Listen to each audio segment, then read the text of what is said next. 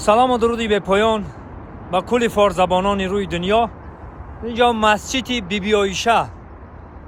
نفرانی که میخوان دوباره حج عمره کنن میاین مسجد بیبی عایشه در رکعت نماز نفلی میخونی و در همینجا نیت میکنی و راست اون خونه خدا و در اینجا نیت میکنی یا از تن خودت یا از نفرانی که از دنیا گذشتگیان، باقی بابا ماما بیبی یعنی پدر مادر نفرانی که از دنیا گذشتگان میتونی در رکعت نماز بخونی از نام همو نیت کنی. وقتی که همی بیبی عایشه در نیت که کردی لبیک گفته با میری لبیک اللهم لبیک لبیک لا شریک لک لبیک ان الحمد و نعمت لک و الملک لا شریک لک گفته از بیبی عایشه میبری راست خانه خدا میری.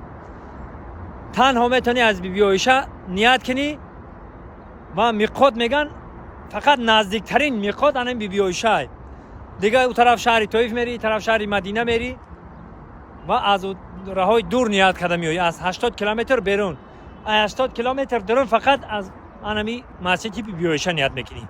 سربلند و خانه آباد باشه.